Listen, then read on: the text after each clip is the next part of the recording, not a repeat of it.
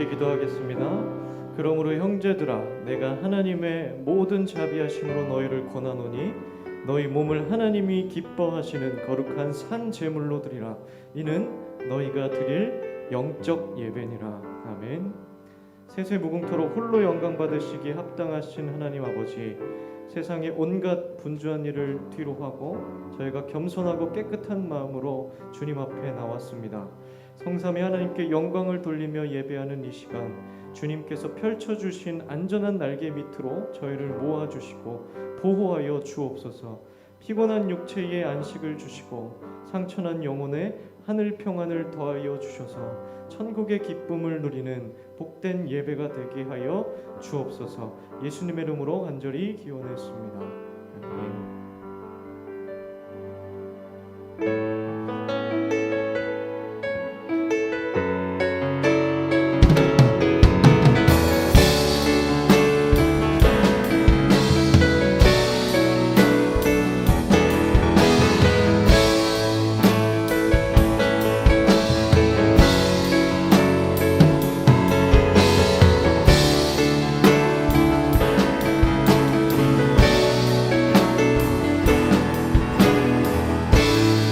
소리로 고백합니다.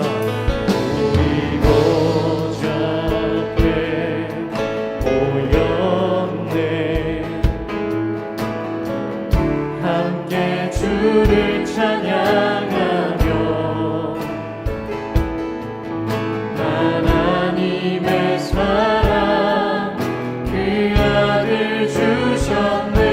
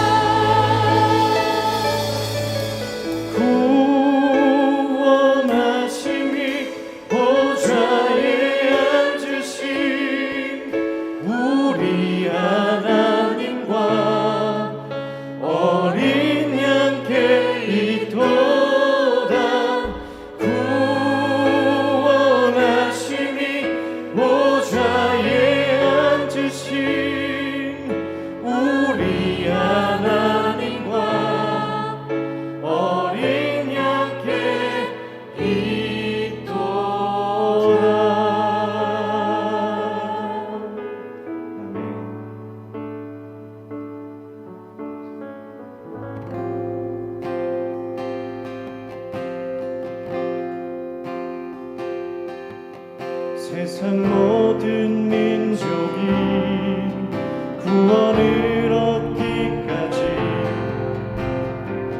쉬지 않으시는 하나님, 주의 심장 가지고 우리 이제 일어나 주 따르게 하소서. 세상 모든 육체가 주의 영광 보도록 우릴 부르시는 하나님, 주의 손과 발 되어 세상을 치유하며 주 섬기게 하소서. 우리 바다 덮음같이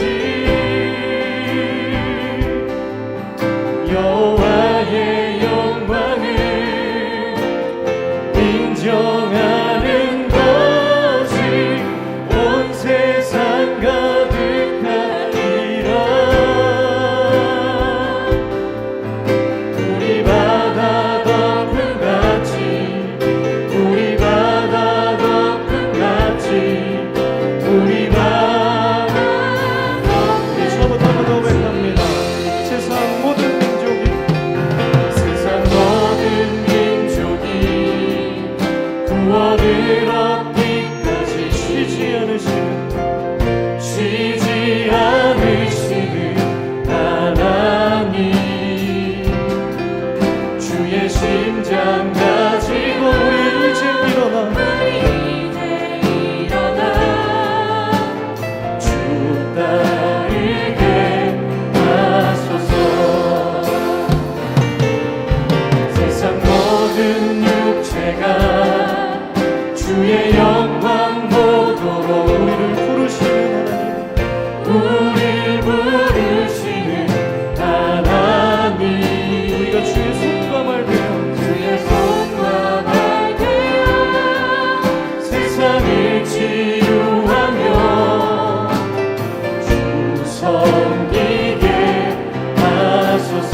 우리 고백합니다. 우리 바다 덮음같이, 우리 바다 덮음같이 여호와의 영광을 인정하는 것이 온 세상 가득하리라. 우리 바다 덮음같이, 우리 바다 덮음같이, 우리 바다 덮음같이 우리라. 그날에 오리라. 그날에 주의 영광 가득한 세상 우리를 듣게 되리. 온 세상 가득한 승리의 선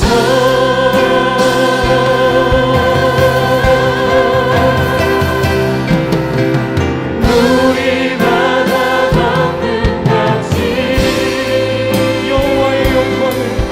여호와의 영광을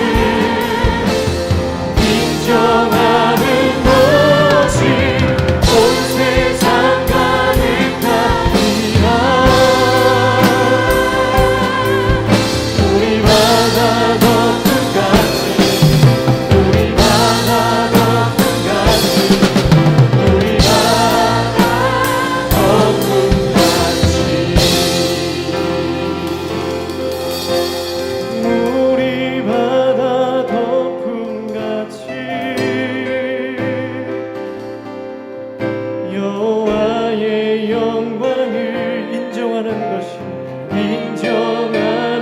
것이 온 세상 가득하리라. 우리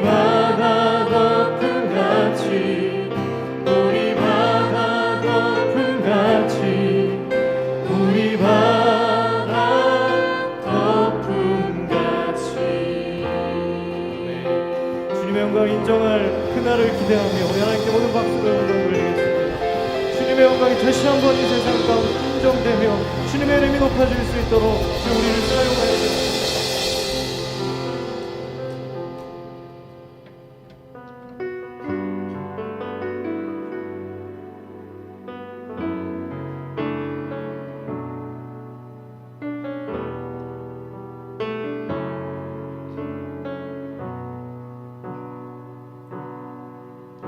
지극히 작은 자 죄인 중에 괴수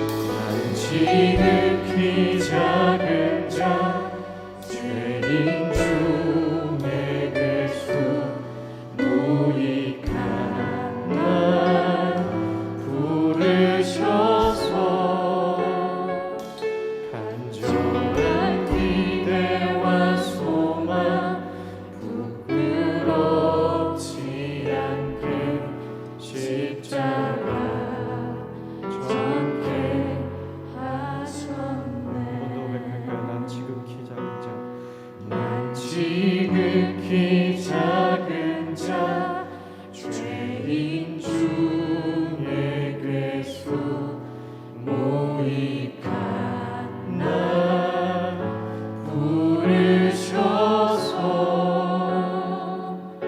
간절한 기대와 소망 부끄럽지 않게 십자가 전개 하셨네. 주님, 우리가 죄인입니다. 우리가 교만하고 우리가 예수님처럼 낮아지지 못했습니다. 우리가 세상 재물을 욕심냈고 여전히 나의 자아와 나의 욕심이 나의 우상입니다. 주님, 우리를 용서하여 주옵소서. 우리 안에 살아도 주를 위해 죽어도 주를 위해 사는 사람들 될 수 있도록 주님 십자가 사랑으로 우리 다시 한번 우리 죄를 씻어주시고 우리를 새롭게 하여 주옵소서. 우리 각자의 죄를 고백하며 회개하며 기도하시고 지금 말씀 전하신 목사님과 그 말씀에 우리에게 은혜를 주옵소서. 우리 간절한 마음으로 기도하며 나아갑니다. 주님, 내가 지극히 작은 자이며 주님 앞에 죄인의 괴수임을 고백합니다. 주님, 내가 주님의 사랑을 전하지 못했고 내 삶으로 십자가를 증거하지 못했고 주님의 그 낮아지신 그 심령을 본받지 못했고 주님의 그 사랑의 성품을 본받지 못했습니다. 주님, 이 시간 그 죄를 모두 뉘우치우니 용서하여 주옵소서. 내가 평안을 전하지 못했고 내 이웃에게 사랑을 전하지 못했고 내 욕심 따라 나의 자아의 욕심을 따라 살았음을 고백합니다. 이제 다시 한번 결단하는 것은 우리가 살아도 주를 위해 죽어도 주를 위해 살기 원합니다. 내가 이미 주님의 손에 던져졌으니 나는 주님의 것이며 나는 이 시간 말씀으로 새롭게 하시며 다시 한번 주님 앞에 새롭게 될 수 있는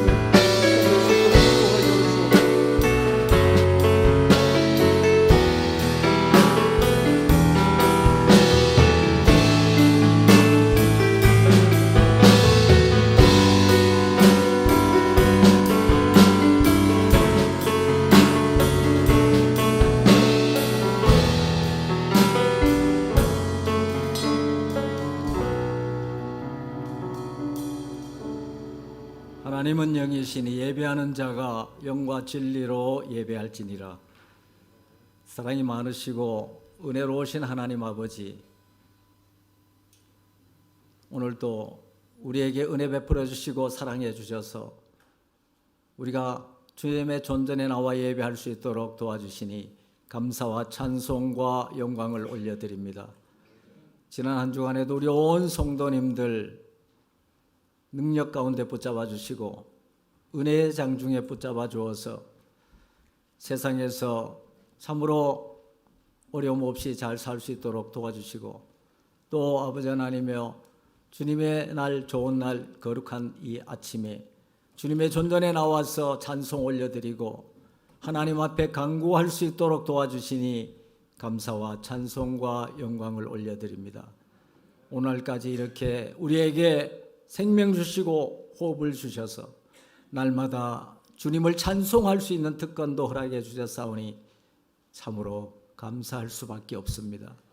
하나님께서 우리에게 날마다 이렇게 은혜를 베풀어 주시고 우리를 사랑해 주시고 우리를 품 안에 품어 주셨사온데 지난 한 주간 또한 우리의 삶을 뒤돌아봅니다.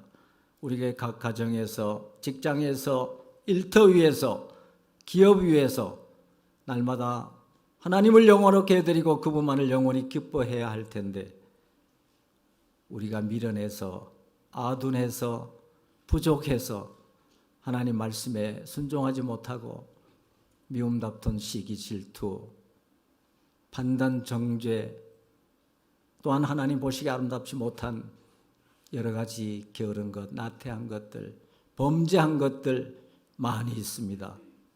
주님 이 시간 우리가 다시 한번 고개 숙여 회개합니다.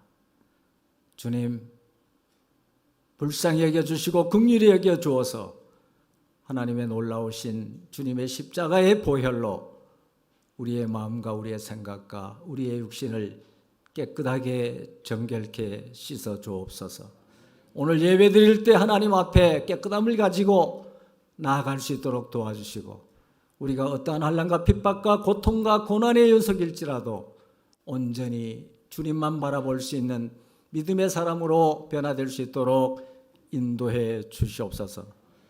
우리 정림교회를 사랑하신 주님, 주님의 손과 발과 입이 되어 우리가 날마다 아버지 하나님 그 놀라우신 지상명령을 감당하라고 말씀하셨사온데, 우리가 날마다 이를 위해서 우리가 기도하고 이를 위해서 우리가 실천하기 위해서 몸부림치고 있습니다. 아직도 부족한 건 많이 있지만 우리 하나님께서 은혜를 베풀어 주어서 우리가 날마다 참으로 기도하며 주님의 제자로서의 제자의 도를 잘 실천해 나갈 수 있도록 인도해 주시옵소서. 내가 먼저 변화되게 도와주시고 우리 모두가 변화되게 도와주시고 우리 온 교회가 변화되어서 날마다 이 지역 사회를 변화되게 도와주시고 우리를 통해서 우리 교회를 통해서 나라와 민족이 변화되게 도와주어서 날마다 하나님 영광을 올려드리는 귀한 교회로 성장해 나갈 수 있도록 축복해 주옵소서. 우리 성도님들 서로 사랑 가운데 붙잡아 주시고 우리 주님께서 새 계명을 주노니 사랑하라, 내가 너희를 사랑한 것 같이 서로 사랑하라고 주님 말씀하신 것 같이 우리도 서로 사랑하며 합력해서 아름답게 선을 이루며 몸된 교회를 능력 있게 섬겨나갈 수 있도록 인도해 주옵소서. 나라와 민족이 아버지 하나님 어려운 가운데 있습니다. 정치, 경제, 사회, 문화, 국방, 안보 모든 영역에서 참으로 힘든 가운데 있사오니 우리 주님께서 함께 하시고 우리 하나님 은혜를 베풀어 주어서 우리가 많은 기도와 더불어 하나님 앞에 영광을 올려드리며 나라와 민족이 번영의 길로 나아갈 수 있도록 축복하여 주시옵소서. 북한에도 아버지 하나님 은혜를 베풀어 주어서 주님의 그 놀라우신 사랑으로 공산당이 속히 무너지게 도와주시고 남북 통일이 속히 올 수 있도록 하나님 붙잡아 주어서 이 땅을 통해서 하나님 영광 받아 주시옵소서. 주변 국가들 또한 세계 정세가 여러 가지 혼돈 속에 있습니다. 주님, 우리 강대국 속에서 우리나라와 민족이 힘들지 아니하도록 하나님 붙잡아 주시고 우리가 기도할 때 하나님 우리와 함께 하신 줄로 믿고 나라와 민족이 날마다 주님 앞에 나아갈 수 있는 귀한 땅 되게 도와주어서 이 땅에 하나님의 나라가 속히 가득해질 수 있도록 은혜와 은혜를 더하여 주옵소서. 오늘도 아버지 하나님이여 많은 성도님들 나오지 못했지만 이제 또한 기도의 제목을 가지고 나왔습니다. 이모저모 많은 기도의 제목이 있을지언데 주님 오늘도 예배 속에 하나님 함께 하시고 저들의 아픔을 들어주시고 만져주시고 참으로 치유해 주셔서 오늘도 말씀을 통해서 우리가 참으로 하나님으로부터 위로받고 돌아가서 이 세상에 나가서 승리할 수 있는 귀한 예배가 될 수 있도록 축복하여 주옵소서. 오늘도 우리가 사랑하는 담임 목사님 단위에 세우십니다. 우리 담임 목사님 날마다 영가육이 강건해지게 도와주시고 성령의 충만함을 하나님 허락해 주시고 성령의 기름을 날마다 부어주어서 우리 교회를 섬기고 우리 온 성도님들 이끌고 나가는데 조금도 부족함이 없도록 하나님 역사하여 주옵소서. 준비하신 말씀을 오늘도 선포하십니다. 능력 가운데 선포하게 도와주시고 우리는 그 말씀을 들을 때 하나님의 말씀을 하나님의 말씀으로 듣고 잘 새겨서 세상에 나가 그 말씀대로 지켜 순종해 나가며 승리할 수 있는 믿음의 사람 될 수 있도록 축복하여 주옵소서. 너희는 먼저 그의 나라와 그 일을 구하라. 그리하면 이 모든 것을 너희에게 더하시리라고 주님 말씀하셨사오니 우리가 너희 먼저 그의 나라와 의를 구할 수 있도록 축복하여 주옵소서. 특별히 우리 다음 주간에는 주일에는 이제 추수감사주일로 지킵니다. 하나님, 우리가 감사할 것이 너무나 많이 있사온데 참으로 이 가을에 참으로 많은 알곡과 많은 열매와 많은 곡식을 허락해 주셨사온데 우리는 영혼의 열매를 드리지 못하고 있습니다. 주님, 그럼에도 불구하고 우리를 사랑해 주신 하나님, 우리가 날마다 범사에 감사하라. 이것이 그리스도 예수 안에서 너희를 향하신 하나님의 뜻이라고 말씀하셨사오니 우리가 추수의 감사를 하나님 앞에 온전하게 능력 가운데 올려드릴 수 있는 귀한 절기가 될 수 있도록 축복하여 주옵소서. 예수님의 이름으로 기도하옵나이다. 아멘.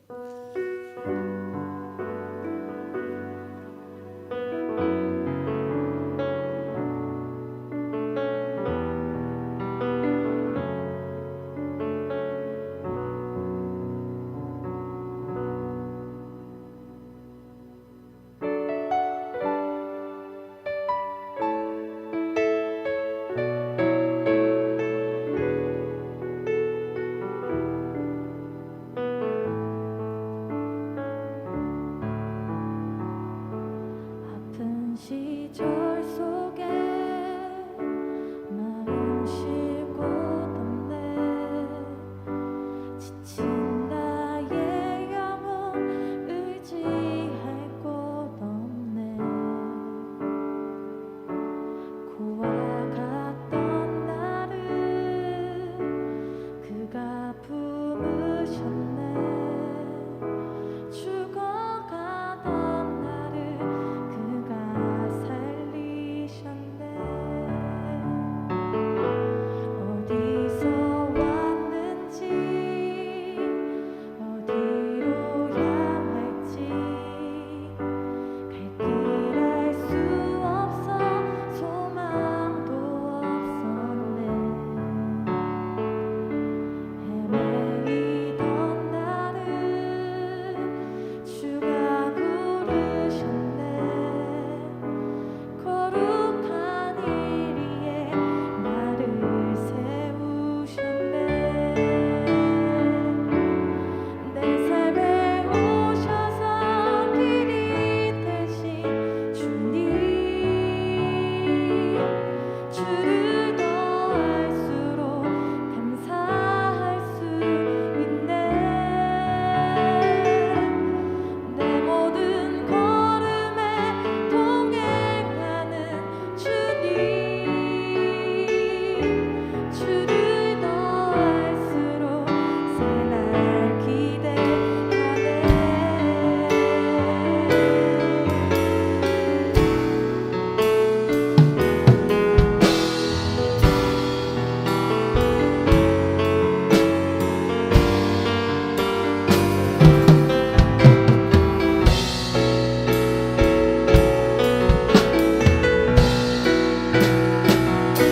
무너진 삶을 위로하신 주님,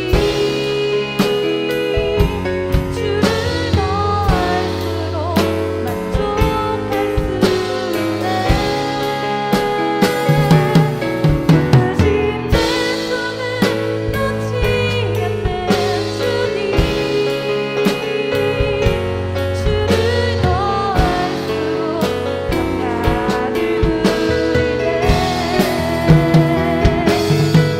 내 삶에 오셔서 길이 되신 주님, 주를 더할수록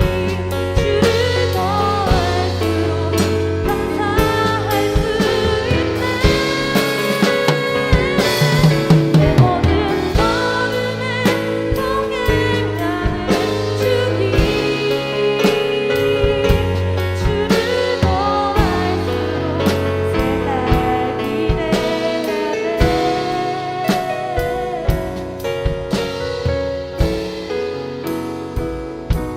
담대히 걸으리 주를 더할수록.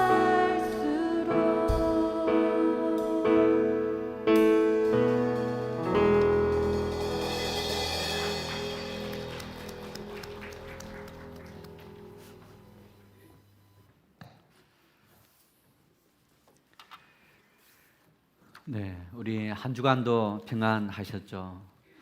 이 코로나19가 기승을 부리는 때 세계적으로 하루에 60만 명 이상이 감염되어지는, 갈수록 더 많은 사람들이 힘들어지는 이제 그런 시대 속에서 참 이렇게 한 주간 한 주간 우리가 하나님의 은혜입니다. 감사할 수 있는 것이 하나님의 은혜 그 자체입니다. 하나님의 은혜입니다. 반갑습니다. 사랑합니다. 한번 우리 서로 인사하시겠습니다. 우리 가정에서도 가족들이 함께 사랑합니다, 사랑한다, 우리 함께 서로 인사하시겠습니다. 우리 긴 시간 동안 어쩌면 3월 달부터 대면 예배가 중단되었던 거의 한 20주 또 이렇게 대면 예배가 개시되었지만은 또 참여하지 못하는 많은 분들 가정에서 예배하시면서 얼굴 뵙지 못했습니다. 또 하나님의 은혜가 또 평강이 넘치시기를 바랍니다. 우리 모든 예배, 낮 예배 그리고 수요 기도회가 실시간으로 우리 유튜브에 보내집니다. 우리 예배 참여하는 못하시는 분들은 또 가정에서 또 보시고 또 우리 실시간 중계된 모든 내용들이 또 녹화되어서 우리 또 유튜브에 올라가 있습니다.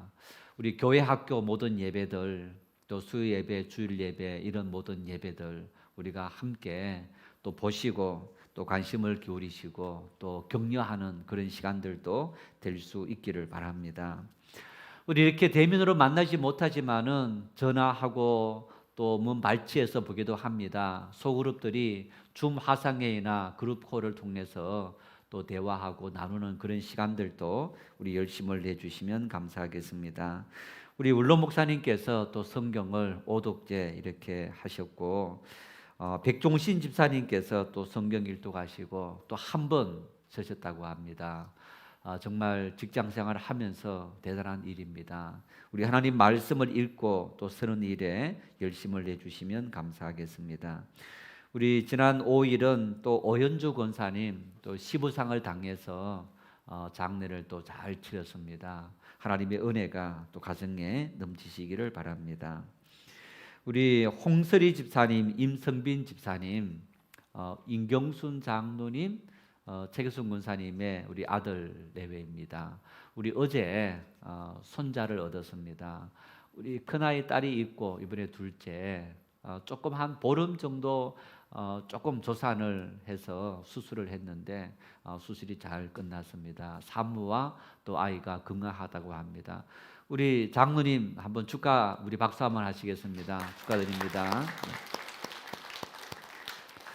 네, 이 힘든 시국에 또 건강히 또 잘 자랄 수 있도록 위해서 기도해 주시면 대단히 감사하겠습니다. 우리 다음 주일은 추수 감사 주일로 지킵니다. 예년에는 연합 예배도 하면서 또 축하 잔치도 했지만은 코로나19로 말미암아 그렇게는 못하지만은 우리 또 한 해를 감사하는 또 그런 시간들을 가지고자 합니다. 우리 장로님 기도하신 것처럼 참 받은 은혜가 많다. 코로나 때문에 모든 것이 다 중단되었는데 왜 은혜입니까? 여러분, 코로나19처럼 이렇게 힘든 시국에 하나님께서 지켜주셨고 여기까지 인도하셨다. 그 사실 자체만으로도 우리는 어떤 해보다 더 넘치는 은혜와 축복을 받은 줄로 믿으시기를 바랍니다. 그래서 하나님 은혜입니다. 하나님 앞에 진심으로 감사할 수 있는 그런 우리 추수감사 주일이 되시기를 바랍니다. 기도하겠습니다. 하나님 감사합니다.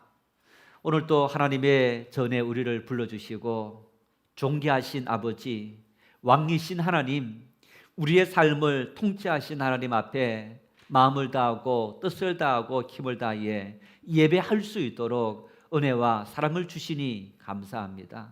하나님 앞에 우리의 정성을 다해 귀한 예물 드립니다. 하나님은 우리의 삶의 주인이 되시고 때를 따라 일용할 양식을 채워주십니다. 이 믿음의 고백으로 11조를 드립니다. 우리의 모든 삶의 때를 따라 합력하여 선을 이루신 하나님의 그 손길을 감사하여 하나님 앞에 감사 예물 드립니다. 우리에게 사명을 주시고 섬김과 선교와 구제의 사명을 맡겨주셨사오니 이 일을 위해서 하나님 앞에 예물 드립니다.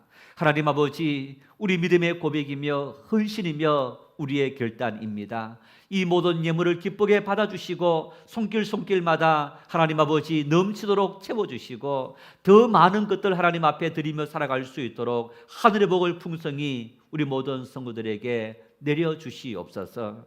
하나님의 교회가 예수님의 손과 발과 입이 되어 예수님처럼 사랑하고 섬기고 복음에 증인되고 기도할 수 있도록 은혜와 사랑을 주시옵소서. 신음하는 이웃들과 신음하는 세상의 소리를 외면하지 않게 하시고, 하나님, 그들의 모든 죄악과 아픔이 나의 죄악이며 나의 아픔인 것을 우리가 함께 나누며 기도하며 헌신하며 봉사할 수 있는 하나님의 교회 될 수 있도록 은혜와 사랑을 주시옵소서. 어린 영혼들 하나님 앞에 예배합니다. 그들의 모든 예배를 주님께서 기쁘게 받아주시고, 수고하는 모든 교사들에게 영육을 강건케 도와주시옵소서. 하나님의 교회에 이모저모 헌신하며 수고하며 봉사하는 손길마다 하나님, 그들의 영육을 강건케 도와주시고 기쁨이 충만케 도와주시며 더 헌신하며 충성하며 살아갈 수 있도록 그들의 모든 삶을 하늘의 복으로 채워주시옵소서. 예수님의 이름으로 간절히 기도 올리옵나이다. 아멘. 하나님의 말씀 에베소서 5장 15절에서 17절입니다. 에베소서 5장 15절에서 17절, 우리 한 목소리로 합독하시겠습니다. 그런즉 너희가 어떻게 행할지를 자세히 주의하여 지혜 없는 자같이 하지 말고 오직 지혜 있는 자같이 하여 세월을 아끼라. 때가 악하니라. 그러므로 어리석은 자가 되지 말고 오직 주의 뜻이 무엇인가 이해하라. 아멘. 지난 5년 전 2015년 2월에 중국 부자 순위 148위였던, 우리나라 부자 148위 같으면 그 정도 부자가 아닐 텐데, 중국 15억 인구 되는 엄청난 많은 숫자들, 이제 거기에서 148위 부자가 재산이 7조 원이 되었다고 합니다. 한릉그룹의 유한 회장이 놀랍게도 사형 선고를 받았어요. 사형이 집행됐던 겁니다. 중국 서짠성 출신으로 1980년, 90년대 건축자재 무역과 운송업으로 시작해서 1997년도에 한농그룹을 세웠고, 호주 또 미국의 광산도 갖고 있을 정도의 엄청난 부를 일으켰습니다. 이런 부를 바탕으로 인민정치협상회의 3선위원, 또 그리고 상무위원이 되기까지 정재계 유력 인사로 자리를 잡았던 겁니다. 이런 인물이 어떻게 사형을 당했느냐? 엄청난 부를 축적하기까지 기업을 일으키고, 이 기업이 정말 승승장구하기까지 수많은 경쟁자들이 있었지 않았겠습니까? 그 경쟁자들을 조폭 단체를 만들어 갖고 정적들을 숙청하기 시작합니다. 그래서 8명을 죽였다고 합니다. 자기 정적들 8명을 제거하고, 또 수많은 사람들에게 폭행을 가하면서 감히 이 사람하고 대립하지 못하도록 만드는 그러한 어떤 이 수단과 방법을 가리지 않는 목적을 위해서 그러한 일들을 한 것이 밝혀져서 이 르완 회장과 나머지 4사람, 이 동생도 사형당하고 또 3사람이 사형당하는 그런 일이 있었다는 겁니다. 사형 집행 전 법정에서 그가 남긴 글이 화제가 되었습니다. 다시 한번 인생을 살 수 있다면 노점이나 작은 가게를 차리고 가족을 돌보면서 살고 싶다. 인생 모든 게 잠깐인 것을, 그리 모질게 살지 않아도 되는 것을, 바람의 말에 귀를 기울이며 물처럼 그냥 흐르며 살아도 되는 것을, 악쓰고 소리 지르며 악착같이 살지 않아도 되는 것을, 말 한마디 참고 물 한 모금 건네주며 잘난 것만 재지 말고 못난 것도 보듬으며 서로 불쌍히 여기고 원망과 미워하지 말고 용서하며 살 걸 그래서 낭랑장송이 아니더라도 그저 잡목림 근처에 찔레나무 되어 살아도 좋을 것을, 근처에 도랑물, 시냇물 졸졸 거리는 물소리를 들으며 살아가는 소나무 한 그루가 되면 그만이었을 것을, 무엇을 얼마나 더 부귀 영화를 누리겠다고 그동안 아등바등 살아왔는지 몰라. 사형을 선고받고 모든 것을 다 내려놓았을 때, 그때 비로소 인생이 이것이구나 하는 것을 알게 된 겁니다. 후회의 고백이 아닙니까? 어떤 사람들은요, 이런 후회의 고백을 들으면서 속으로, 또 친구들하고 대화할 때 이렇게 말하는 사람이 있습니다. 굵고 짧게 살더라도 그 사람처럼 엄청난 부자가 한번 되었으면 좋겠다. 매일 쪼달리며 사는 것보다 내가 하고 싶은 일 마음대로 하고 쓰고 싶은 것을 마음대로 쓰고 살아가는 그런 부자가 한번 되었다면 이렇게 짧게 살더라도 결코 후회하지 않을 거야. 이렇게 어리석은 말을 하는 사람들도 있습니다. 세상에서 살아남기 위해서는 루안 회장처럼 때로는 남을 짓밟기도 하고 거짓말하기도 하고 사기도 치고 그래야만 세상에서 생존하고 살아남을 수 있고 성공할 수 있지, 착하게만 살아서 어떻게 성공할 수 있느냐. 어쩌면 이렇게 사는 것을 당연하게 받아들이는 그러한 사람들도 있습니다. 그러나 직접 그런 삶을 살았던 이 루안 회장이 한눈그룹이라는 7조 원이라는 엄청난 재산보다 내가 인생을 다시 살 수 있다면 차라리 노점을 하더라도 가족하고 어선도선 사는 것이 인생의 참된 행복이라는 것을 살고 나니까 깨닫게 되었더라는 거예요. 요즘 텔레비전을 틀면 종종 보여지는 것이 MBN에서 제작한 프로그램 나는 자연인이다 하는 프로그램이 있습니다. 어느 날 봤더니 그걸 보면서 굉장히 참 멋있다, 나도 한번 저렇게 살았으면 좋겠다 그런 마음이 들었는데, 그런 이야기를 우리 장로님들하고도 하고 또 우리 목사님들하고 이렇게 하다 보니까 제 또래 분들이 대다수가 그걸 또 보시는 거예요. 보시면서 야 정말 나도 한번 저렇게 살았으면 좋겠다 그런 생각을 다 했다는 거예요.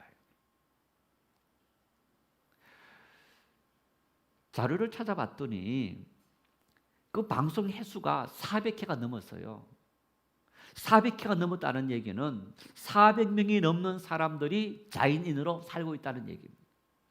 아직도 방송하지 못한 많은 사람들이 있을 텐데 정말 많은 분들이 인생의 이런저런 사연으로 세상을 떠나고 모든 사람들을 떠나서 나 홀로 자연 속에서 아무 신경 쓰지 않고 살아가는 그런 삶의 모습 속에 살아가면서 그분들이 그렇게 말합니다. 행복합니다. 행복하다는 거예요. 어쩌면 우리의 눈에 가족들을 떠나 있고 문명생활과 단절되어지고 자연 속에 살아가는 그 모습들, 아무도 알아주지 않는 그 모습들, 어떻게 그것이 행복할 수 있느냐고 말할 수 있는데, 그렇게 삶에 지치고 세상에 지치고 사람들에게 지치고 상처받은 그 사람들이 자연 속에서 정말 자연의 그 모든 것을 풍족히 누리면서 그 속에서 인생의 행복과 평화를 누리며 살아가고 있다라고 고백하고 있습니다. 예전에 어떤 장로님 한 분이 산 중턱에 틀을 닦고 집을 짓고 그렇게 살다가 너무 무서워서 참 살기 힘들어서 내려온 그런 경우를 봤습니다.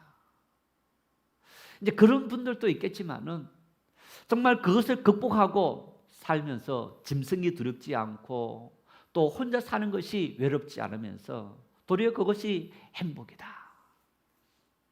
어쩌면 중년을 넘어선 모든 사람들의 어떤 꿈이고 소망이 아닌가 할 정도의 그런 모습인데, 바로 사람들이 눈을 의식하지 않고, 돈 때문에 스트레스 받지 않고, 명예 때문에 스트레스 받지 않고, 자유롭게 뭘 먹든지 언제 자든지 언제 일어나든지 어떤 일을 하든지 아무도 간섭하지 않고 간섭받지 않고 의식하지 않고 살아가는 그런 삶 속에서 인생의 행복을 누린다고 고백하는 모습.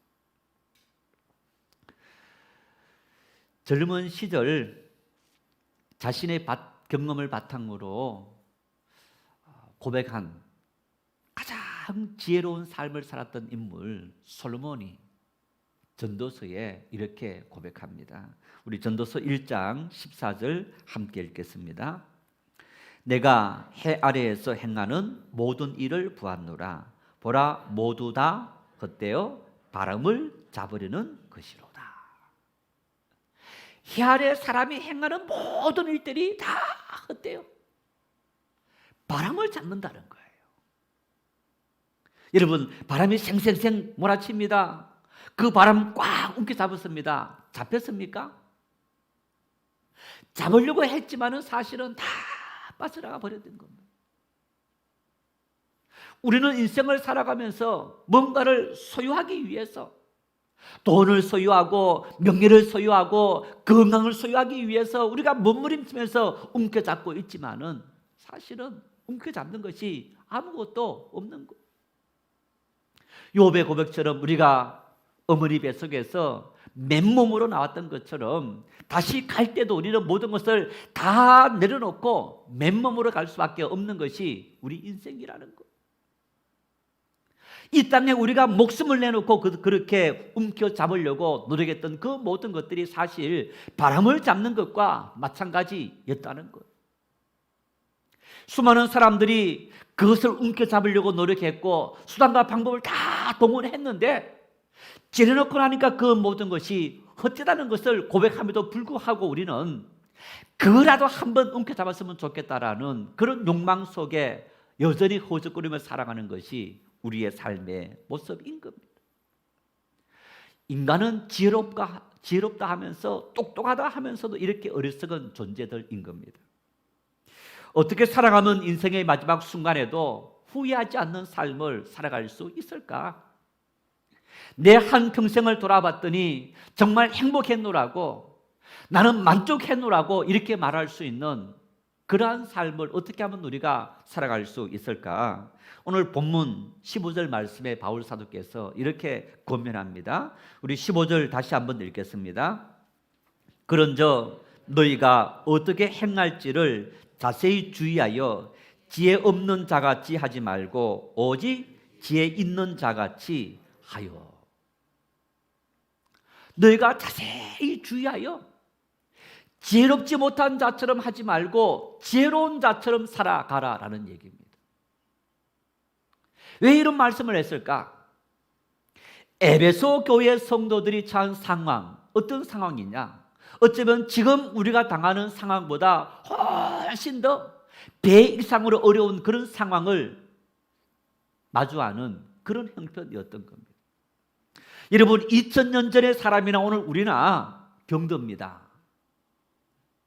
뭔가 소유하기 위해서, 누리기 위해서 열심히 노력해야 됩니다. 어쩌면 그 시대에는 더 많은 병으로 죽었습니다. 지금처럼 병원도 없었습니다. 그 시대는 지금처럼 물질이 풍부하지 못했습니다. 정말 살기 어려운 그런 시대였습니다. 그때도 병들어 죽고 가난해서 굶어 고통당할 수 있고 자연재해를 똑같이 겪었습니다. 그 시대도 사람들은 관계성 때문에 힘들어하고 어려워하는 그런 어떤 힘든 일을 당면했습니다. 더군다나 이 편지는, 이 서신은 에베소 교회 성도들에게 줬습니다. 그리고 그 당시에는 예수를 믿는다는 것이 순교를 각오했던 그런 상황이었던 겁니다. 어떤 상황이었느냐? 로마 제국의 박해가 있었습니다. 사회적인 엄청난 핍박이 있었습니다. 뿐만 아니라 교회 내부적으로도 이단들이 일어나서 우리의 신앙을 혼란스럽게 만드는 그런 일들이 엎친 데 덮친 격으로 계속 다가오는 이러한 일들이 있었던 겁니다. 우리가 지금 당면하는 문제보다 훨씬 더 심각하고 많은 문제를 당한 이러한 성도들에게 이 모든 시련과 역경과 어려운 일들을 너희들이 이기고 감당하기 위해서 어떤 사람이 되어야 되느냐? 지혜로운 인생이 되라, 이렇게 말합니다. 우리 역시 마찬가지입니다. 그리스도인으로 산다는 것이 쉽지 않은 시대입니다. 코로나19로 말미암아 교회는 세상에 공격의 대상이 되고 있습니다. 내가 어디 가서 예수 믿는 사람입니다, 어제 내 교회 갔다 왔습니다, 직장에서 말하는 것이 정말 어려운 시대가 되어져 버렸습니다. 그러한 모습을 통해서 우리의 신앙의 자존감도 하나하나 사라지게 되고, 뿐만 아니라 우리가 하나님을 예배하는 일도 힘들어지고 신앙의 훈련을 하는 일들도 다 중단되어지는 그런 시대를 살아가면서 우리의 신앙은 이렇게 저렇게 흔들리는 이런 형편 속에 살아가고 있습니다. 이러한 시대이기 때문에 오늘 바울 사도는 우리에게 지혜로운 삶을 살아가라, 이렇게 말합니다. 지혜로운 삶을 살기 위해서 뭐가 필요하냐? 주의 깊게 자세하게 살펴보라, 이런 얘기입니다. 깜깜한 밤중입니다. 뭐 요즘은 도시화되어 있으니까 아무런 문제 없지만은 우리가 옛날 70년 80년 그 시대에 시골길을 간다, 아니면 수련회 갔는데 이 수련회 행사를 하면서 어떤 이 오솔길 같은 걸 간다. 여러분, 그랬을 때 깜깜한 밤중입니다. 어떻게 갑니까? 길을 찾으면서 더듬더듬 가야 되는 거예요. 자세하게 혹시나 웅덩이가 없는지 산비탈은 아닌지 조심스럽게 찾아가야 하는 겁니다. 학교 다닐 때 1년에 2번 소풍을 갔습니다. 뭐 요즘 아이들은 우리 때의 소풍하고 개념이 조금 다르겠습니다만은 소풍을 갔습니다. 여러분, 소풍 가면 꼭 뭘 했습니까?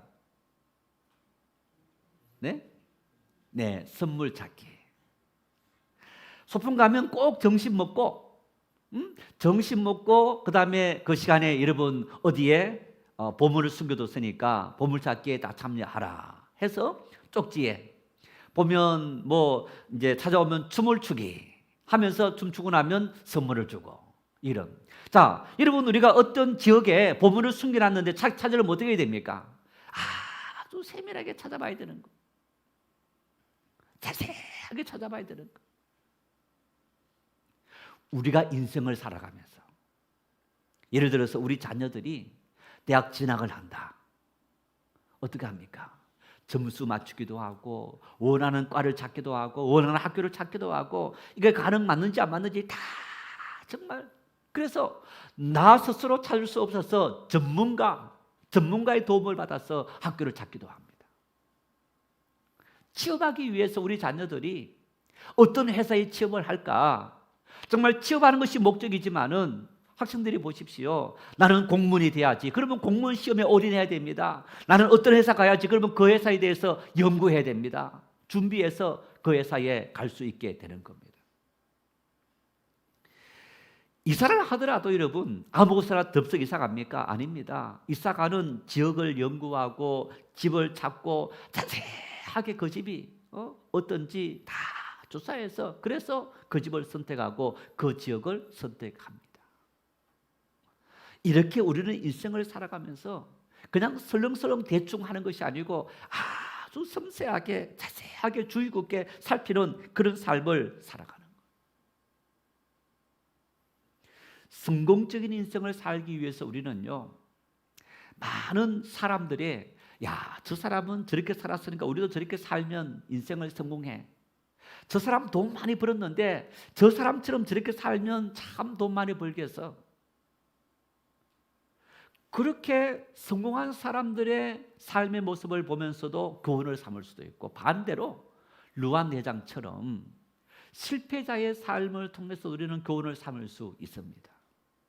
그래서 이 사자성어, 타산지석이다, 반면교사다 이 말들은 뭐 타산지석은 우리가 아다시피 다른 살아 있는 그저 보통 돌, 그냥 버려진 돌들도 옥을 따듬는데 사용되어진다 하는 그런 어떤, 그래서 실패자의 삶을 살아갔던 그 사람들의 삶의 모습을 통해서 우리는 교훈을 삼을 수 있더라. 이 말씀을 이렇게 이해할 수 있습니다. 인생을 살아가는데 슬픈 일이 많을까요? 기쁜 일이 많을까요? 성공할 때가 많을까요? 실패할 때가 많을까요? 인생을 살아가는 것이 모든 것이 항상 평안하고 행복하고 문제 없는 것이 정상입니까? 문제가 있고 불행의 어떤 터널을 지나가는 것이 정상입니까? 예수님께서 우리 인생애들에 대해서 이렇게 규정했습니다. 마태복음 6장 34절 함께 읽겠습니다. 그러므로 내일 일을 위하여 염려하지 말라. 내일 일은 내일 염려할 것이요 한날의 괴로움은 그날로 족하니라. 한날의 괴로움은 그날로 족하니라. 무슨 얘기입니까? 한날의 괴로움이 모든 사람들에게 닥쳐온다는 얘기입니다. 여러분, 인생을 살아가는 그 자체가 끊임없는 고통이 우리의 삶에 오는 것이 정상적인 인생인 겁니다. 창세기 3장을 보면 인간이 범죄한 이후에 하나님께서 인간에게 심판을 내린 겁니다. 인간에게 벌을 내리셨는데 아담에게는 어떤 벌을 내렸느냐? 너가 땀 흘려야 땅의 소산을 얻는다. 그리고 땅은 너를 위해서 엉겅퀴를 내어서 너로 하여금 더 많은 고통 속에서 땀 흘리도록 만든다. 하와에게는 너에게 잉타는 고통을 더한다고 말씀하신 거예요.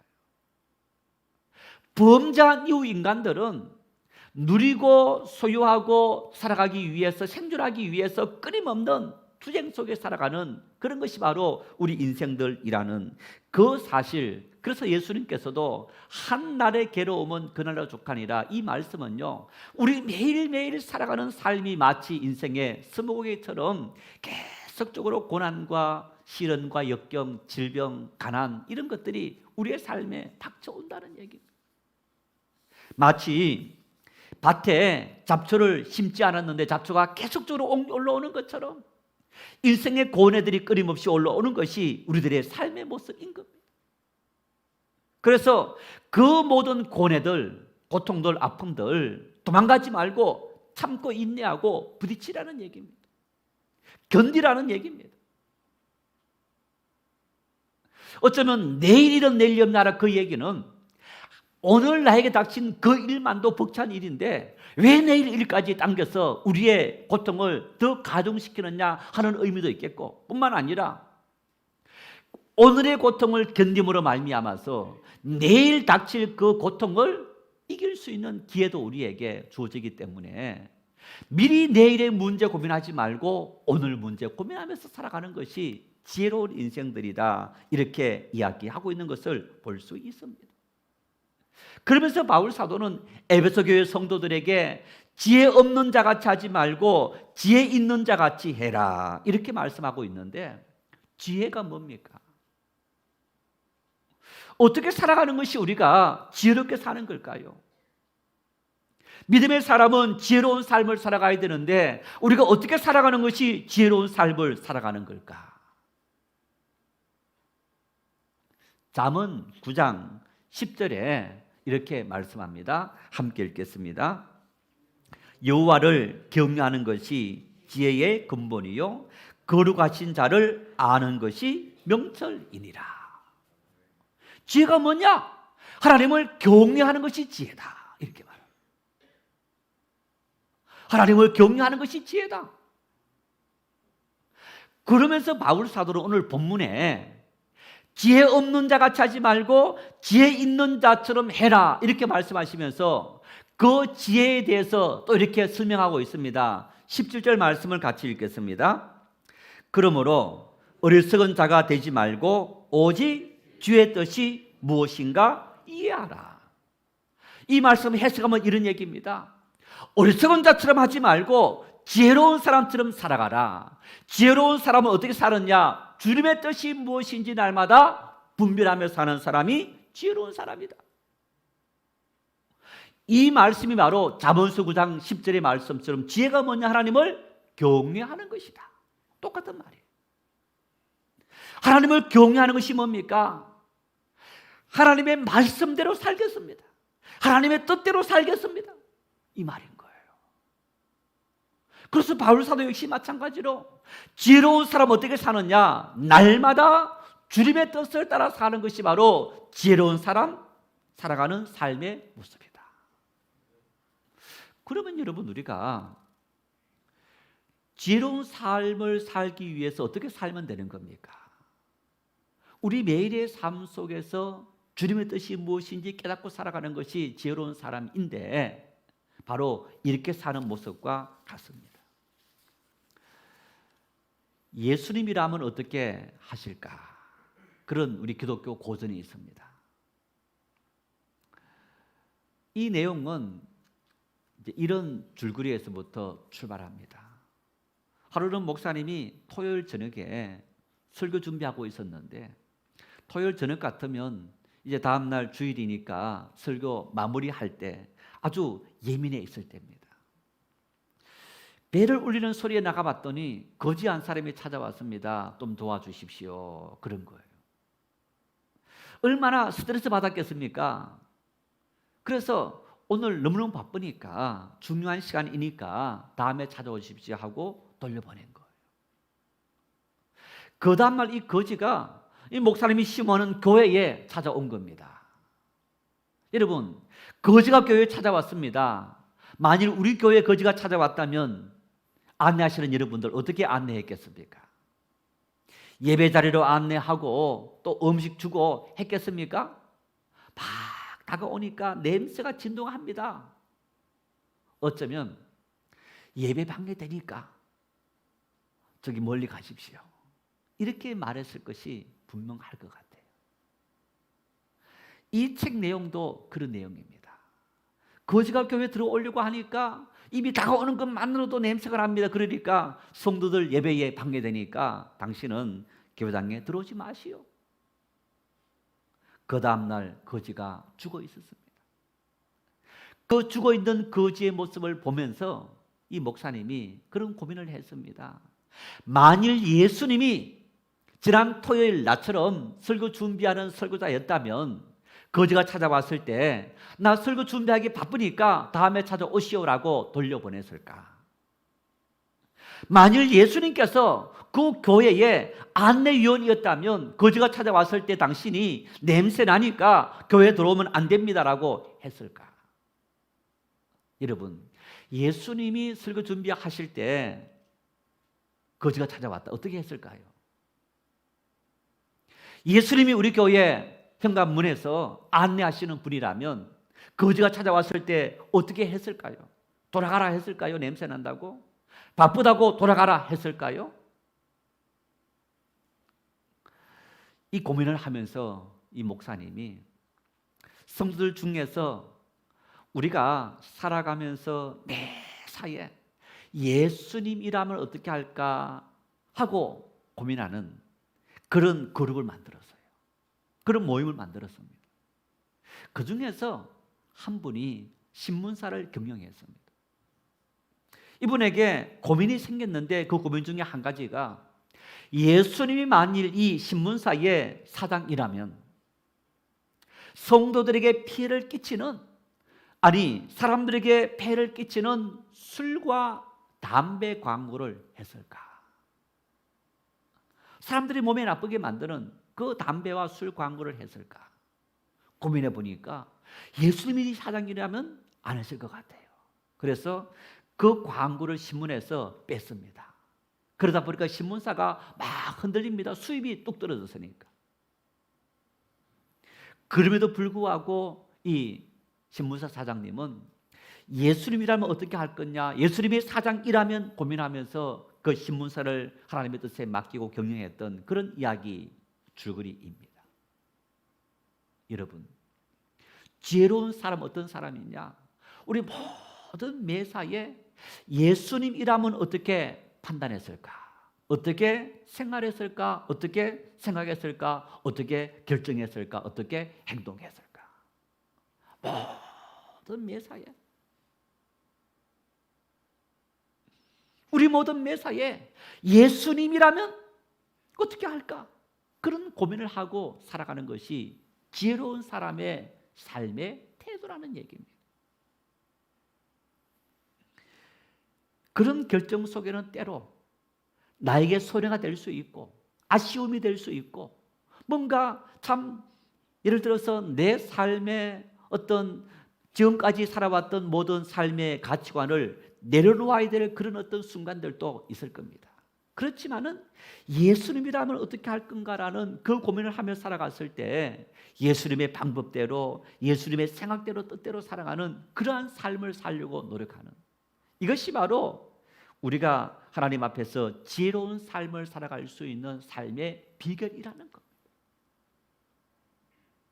한번 여러분 하루하루 매 순간순간 우리가 무엇을 입을까, 무엇을 먹을까, 무엇을 마실까, 어떤 일을 판단하고 결정할 때 나에게 유익이 되고 우리 가정에 유익이 되고 뭐 사람들에게 얼굴 내민다 아니면 물질에 도움이 된다 그런 기준보다 예수님이 나라면 어떻게 판단하고 생각하고 행동했을까 하는 그런 기준을 가지고 한번 살아가 보십시오.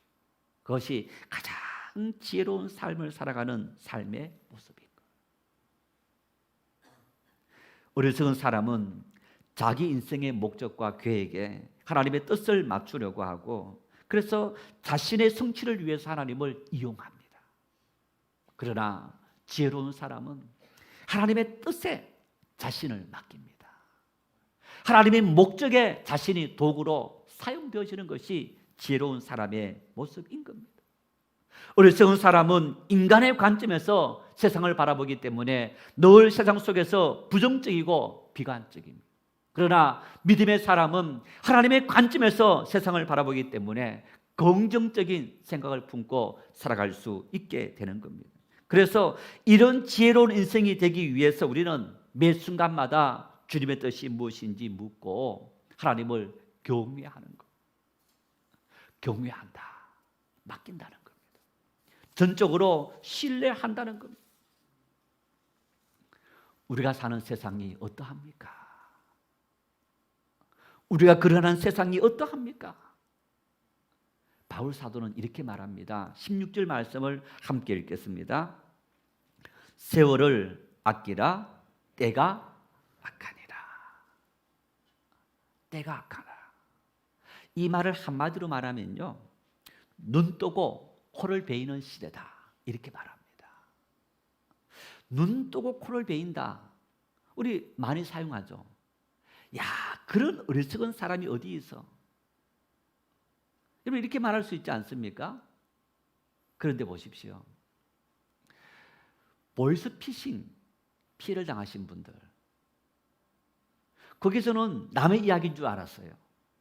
제가 당한 건 아닙니다만은 아주 친했던 집사님이 하루는 이렇게 대화를 하는데, 목사님 보이스피싱 당해서 3천만 원을 날렸습니다. 그분이요 서울대 졸업하신 분입니다.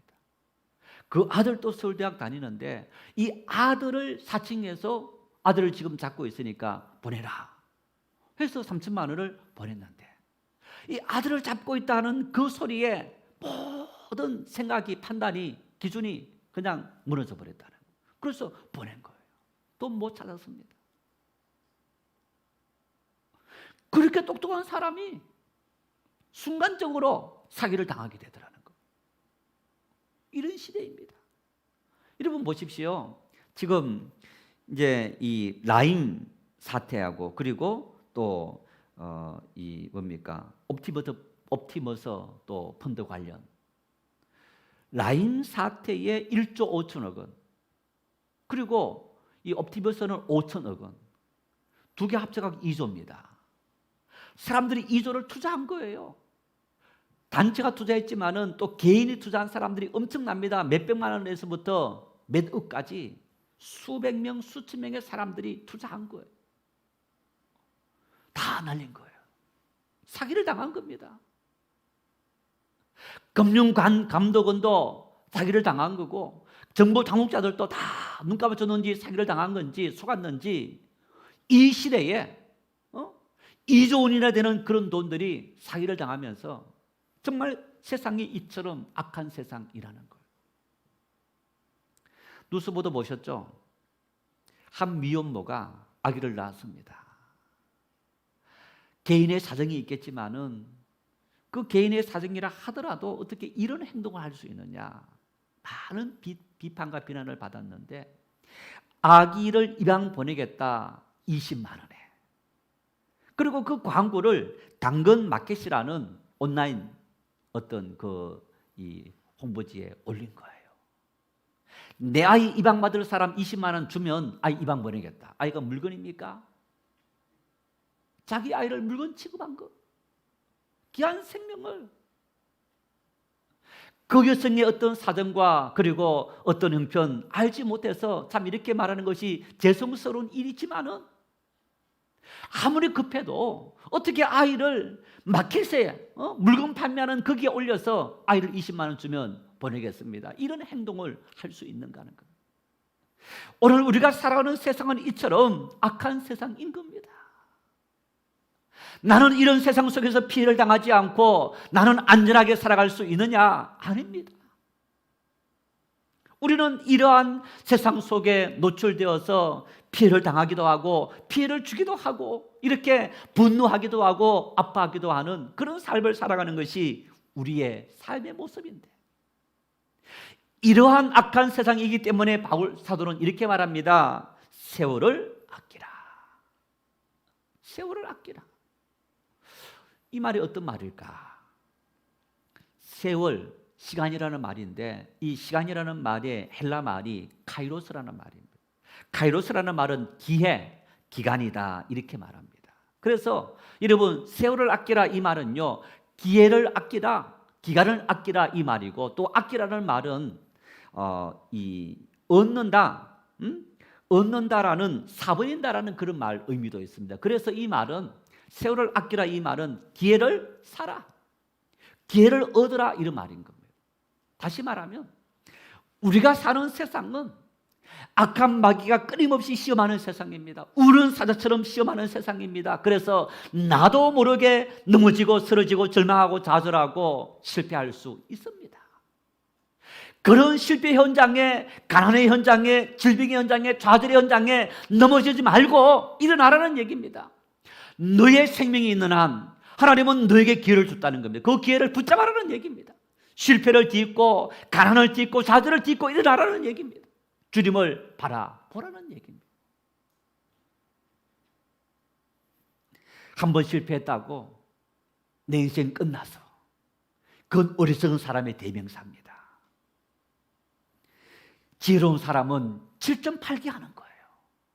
한 번 실패했다고 낙심하지 않고 일어나려고 합니다. 또 실패해도 또 넘어져도 계속적으로 일어나려고 노력하는 것이 바로 지혜로운 사람의 삶의 모습입니다. 왜? 거기에 하나님의 뜻이 있음을 믿기 때문에. 그 실패 속에, 그 좌절 속에, 그 가난 속에, 그 낙심 속에 우리를 향하시는 하나님의 뜻이 있음을 믿고 하나님 앞에 맡기기 때문에 낙심하지 않고 절망하지 않고 끊임없이 일어나서 걸어가려고 노력하는 것이 바로 지혜로운 그리스도인의 삶의 모습이라는 것. 바울 사도는 에베소 교회 성도들, 하나님 믿는다고 핍박당하고 삶의 많은 문제들도 다가왔습니다. 낙심하지 말아라, 포기하지 말아라.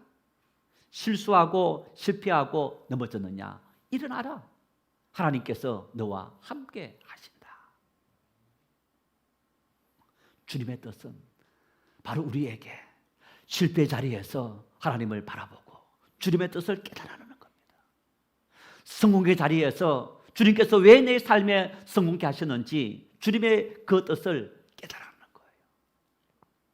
그렇게 사는 것이 지혜로운 인생이고, 오늘 이 시대, 코로나 시대에 우리 모든 사람들이 힘든 중에, 여러분 실패와 절망 중에, 아픔 중에 하나님의 뜻을 발견하고 정말 용기를 내고 다시 일어나는 것이 하나님의 뜻이 지혜로운 사람의 삶의 태도라는 사실 기억하고 야고보서에 이렇게 고백합니다. 시련은 인내를, 인내는 연단을, 연단은 소망을 이룬다. 너희 중에 견딜 수 없느냐, 감당할 수 없느냐, 기도해라. 하나님은 감당할 수 있는 지혜를 주신다. 하나님 앞에 여러분 감당할 수 없을 때, 참을 수 없을 때, 인내할 수 없을 때 무릎을 꿇으시고 하나님의 뜻 앞에 모든 것을 맡기시기를 바랍니다. 하나님께서 우리의 모든 길들을 열어주시고 가장 현명한 삶으로 인도하실 겁니다. 그런 은혜를 우리의 모든 남은 생에 풍성히 누리며 살아갈 수 있는 복된 삶들이 될 수 있기를 바랍니다. 우리 한번 함께 기도하십시다. 우리 기도하실 때 하나님, 매 순간순간마다, 매 삶마다 내 생각과 내 경험과 내 지식 내려놓고 하나님의 말씀을 따라 살아갈 수 있는 지혜로운 믿음의 사람 되길 원합니다. 어떤 삶의 고통과 시련 속에서도 낙심하지 않고 하나님의 뜻이 있음을 믿고 바라볼 수 있는 그런 믿음의 은혜를 우리 모두에게 허락해 주십시오. 질병 속에, 가난 속에, 실패 속에, 아픔 속에 있는 성도라 할지라도 그 중에 하나님의 뜻이 있는데 그 하나님의 뜻을 발견하고 용기를 내고 일어날 수 있는 그런 믿음의 능력을 우리 모든 성도들에게 허락해 주십시오. 우리 한번 간절한 마음으로 합심으로 함께 기도하십시다. 하나님 아버지, 오늘도 우리를 하나님의 자녀로 불러주시고 예배 자리로 불러주시고 하나님의 은혜의 자리로 불러주신 은혜를 감사합니다. 어리석은 삶을 살지 말고 지혜로운 삶을 살아라고, 지혜로운 삶을 살기 위해서 이 약한 시대 속에 하나님의 뜻이 무엇인지 분별할 수 있는 지혜로운 사람이 되라고 우리에게 말씀합니다. 하나님 아버지, 우리의 삶에 때로는 시련이 찾아왔고 역경이 찾아왔고 가난이 찾아왔고 질병이 찾아왔고 실패가 찾아왔습니다. 그런 삶의 자리에서 함께 하시고 손잡아 주시는 주님의 뜻을 깨닫게 하시고 용기를 내고 그 자리에서 인내할 수 있는, 참을 수 있는 믿음과 능력을 우리 모든 성도들에게 허락해 주시옵소서. 아버지 하나님, 우리의 모든 삶에 원치 않는 아픔들, 절망들, 어둠의 그림자들이 왔다 할지라도 우리 손 붙잡아 주시는 하나님의 살아계심을 믿고 의지하며 달려갈 수 있는 그런 지혜로운 사람이 되어서 하나님의 평강이, 하나님의 은혜와 사랑이 우리 모든 성도들의 심령 속에, 삶 속에 넘칠 수 있도록 역사하여 주시옵소서. 코로나19로 말미암아 온 세상이 신음합니다. 우리의 삶에 더 많은 그림자가 드리워지면서 염려와 어둠의 그림자가 우리를 절망스럽게 만듭니다. 하나님을 바라보게 하시고 이 속에 하나님의 뜻을 깨닫고 하나님의 그 능력을 기대할 수 있는 믿음의 사람으로 참고 견딜 수 있도록 성령이 우리 모든 성도들에게 믿음을 더하여 주시옵소서. 이 땅 가운데 은혜를 주시고 그런 하나님의 믿음을 이 땅에 보여줄 수 있는 신실한 주님의 교회들이 될 수 있도록 성령이여 역사하여 주시옵소서. 하나님, 우리를 주님의 예배의 자리로 불러주시고 하나님을 예배할 수 있도록 은혜를 주시니 감사합니다. 악한 마귀가 끊임없이 우리를 유혹하는 어두운 세상, 정말 눈 뜨고도 코를 베이는 그런 세상 속에 깨어서 기도하라고, 지혜로운 삶을 살아라고 우리에게 권면하는 하나님의 말씀을 듣습니다.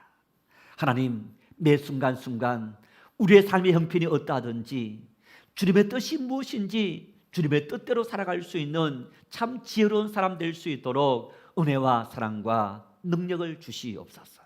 우리를 고통스럽게 만들고 절망케 하는 인생의 어두운 그림자가 우리를 덮친다 할지라도 주님은 그 가운데 우리와 함께 하시고 우리의 손 잡아주시고 우리를 구원케 하시는 그 은혜를 기대하고 우리가 절망하지 않고 낙심하지 않고 좌절하지 않고 하나님의 뜻을 바랄 수 있는 그런 능력의 사람, 신실한 믿음의 사람들이 될 수 있도록 우리 모든 성도들에게 힘 주시고 능력 주시고 은혜와 사랑을 부어 주시옵소서. 감당할 수 없을 그때에 구하고 찾고 두드릴 때 하나님 아버지 우리 모든 성도들에게 능력 주시옵소서. 길을 열어 주시옵소서. 주님의 뜻을 깨달을 수 있도록 은혜와 사랑과 능력을 허락해 주시옵소서. 우리의 손 잡아주시고 우리를 일으켜 주시고 우리에게 주시는 그 하나님의 능력으로 능리 어둠의 세상을 승리하며 갈 수 있는 아름답고 귀한 축복의 사람들 될 수 있도록 우리 모든 성도들과 함께 동행하여 주시옵소서. 함께 하실 주님을 기대합니다. 찬양합니다. 예수님의 이름으로 간절히 기도 올리옵나이다. 아멘.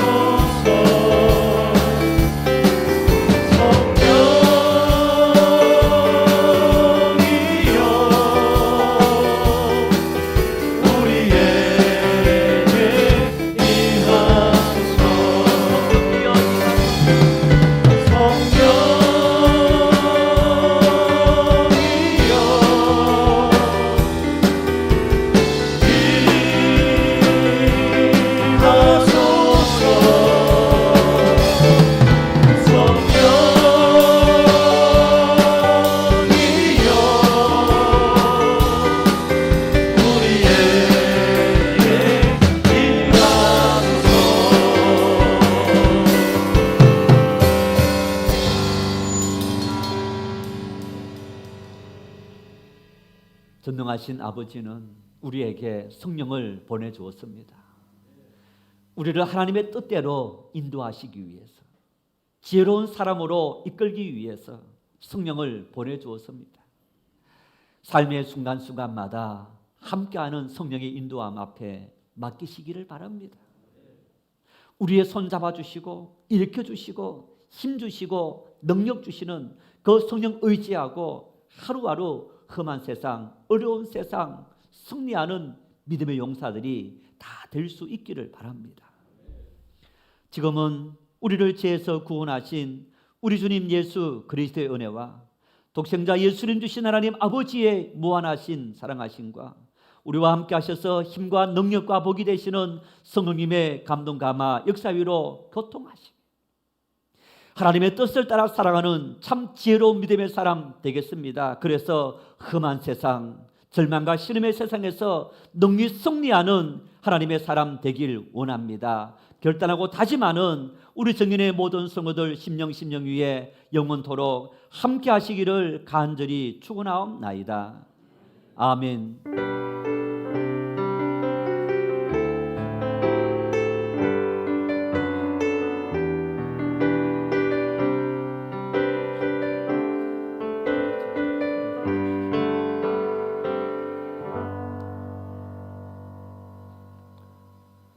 사랑합니다. 한 주간도 성령과 함께 동행하십시다. 우리 서로 인사하십시다.